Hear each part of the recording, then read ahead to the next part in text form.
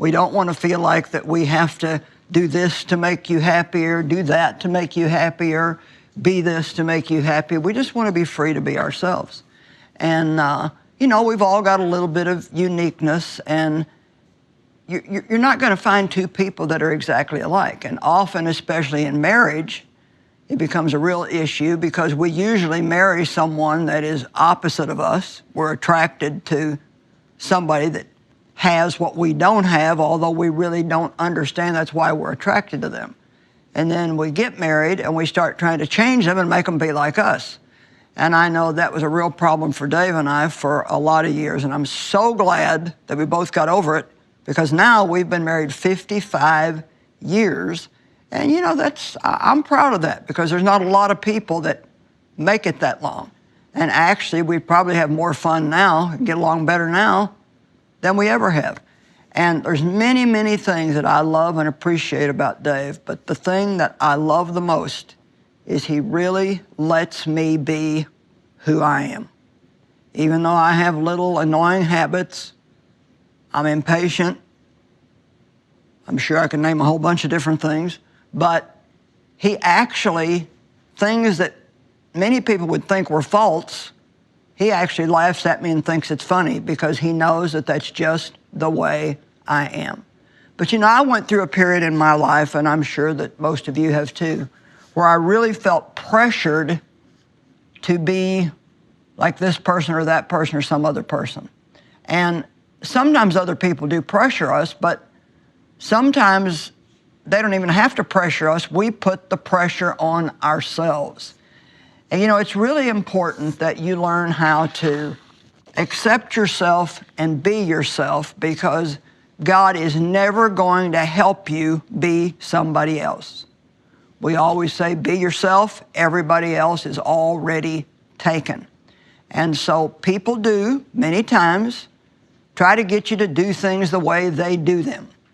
Now, that comes out of pride. We all think that the way we do things is the best way, and so we're always trying to encourage other people to do it our way.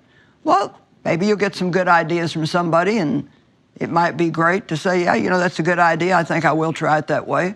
But if it doesn't work for you, if it doesn't fit you, or if you don't feel that that's the way that you should do it, then you need to be bold and courageous enough to say, I appreciate your advice, and you can just say, I'll pray about it or whatever, but you really need to have the boldness to be who you are. You have to take ownership of your life and be like yourself, love yourself.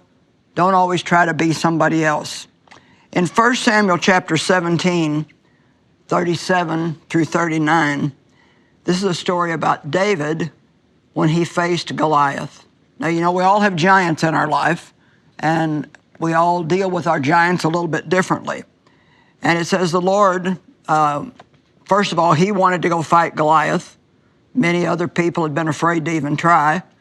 But David had this real special relationship with God, because he was a little shepherd boy, spent a lot of time by himself out shepherding and being alone all night with the sheep. And I'm sure that he grew very, very close to the Lord during that time.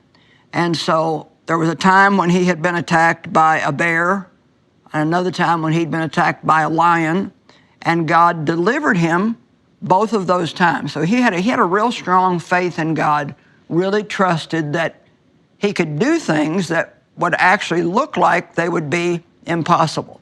Do you have the courage to believe that you can do things that nobody else has ever done? Do you have the courage to believe that you can do something that even to you seems impossible, but you believe that it's something God has asked you to do? You know, anything that he asks you to do, he will help you do. I feel like I need to say that again, because there's somebody or several somebodies that God has asked you to do something, and you're putting it off and putting it off and putting it off because you just don't believe you can. Well, you need to realize that God is never going to ask you to do something without giving you the ability to do it. You can do whatever God asks you to do. And so nobody thought that David could beat Goliath, including King Saul. And so Saul finally agreed to let him go. But Saul dressed David in his own armor. He put his tunic on him. He put a coat of armor on him and a bronze helmet on his head. And it says, David fastened on his sword over the tunic and tried walking around because he was not used to them.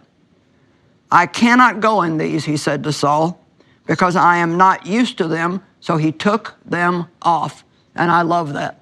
He had the boldness to even stand up, I'm sure respectfully, to the king and say, this is not going to work for me. I can't do this. I'm not used to this. Well, you know, if you know the story of David and Goliath, he actually ended up killing Goliath with a slingshot. Well, that wouldn't be the normal way that you'd try to fight a giant, but David was really not depending on the slingshot or any other weapon. He was depending on God. And, you know, many times that's where we make our mistake. We're depending on our natural ability or our natural talent, and we need to be depending on God, because God can cause you to do things that you would have never thought you could do. With men, it's impossible, but with God, all things are possible. David fastened his sword over the tunic and tried to go. He said, I can't do it like this, so he took them off. You know, we may tend to study great men and women that have gone before us. I know I went through this.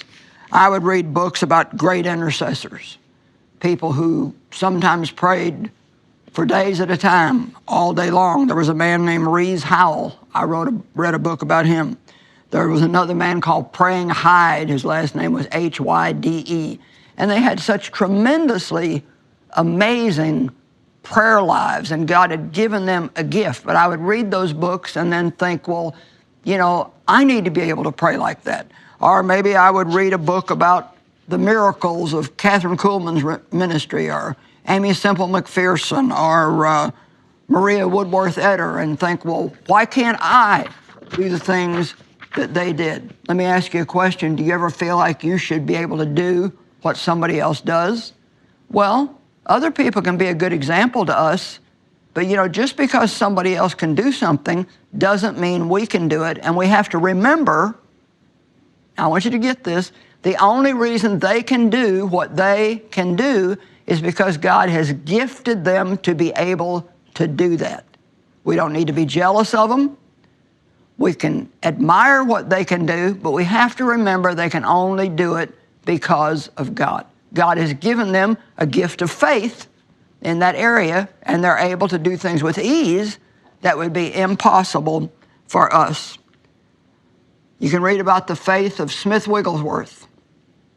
I've read a lot of books by a woman named Madame Guyon, and she had such a special, close relationship with God. Or Practicing the Presence of God by Brother Lawrence. Boy, he talks about how he never let more than just a few seconds go by without thinking of God. And I've tried that and tried it so many times, and it just doesn't seem to work for me.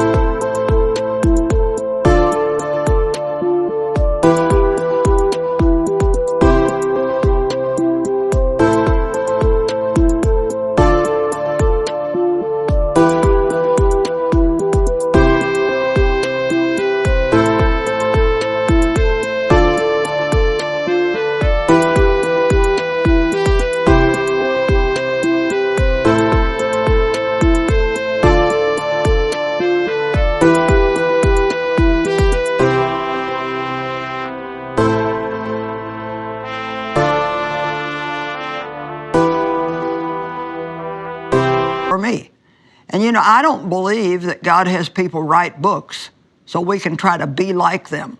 I think it's just for our encouragement. I have to be me, and you have to be you. I can read about the martyrdom of Joan of Arc and wonder, could I do that? Would I be willing to be burned at the stake if I had to be? You know, standing here right now, I don't know, but I have to believe if that's what God called me to do, that He would give me the grace to be able to do that. I'm really pleading with you today to stop trying to be somebody else. As I said, other people can be a good example to you, but boy, you get yourself in real trouble when you start trying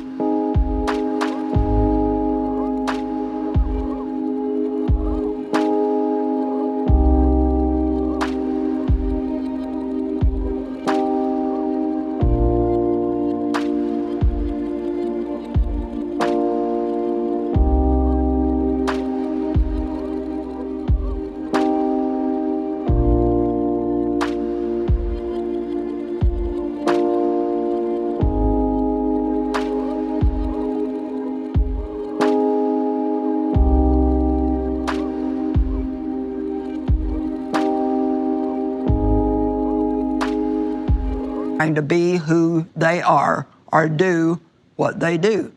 I remember a young girl who came to me and she said, you know, Joyce, there's an early morning prayer meeting at my church, and she said, most of my friends are going, and she said, they keep trying to get me to go, but I just don't feel in my heart that I'm supposed to do that.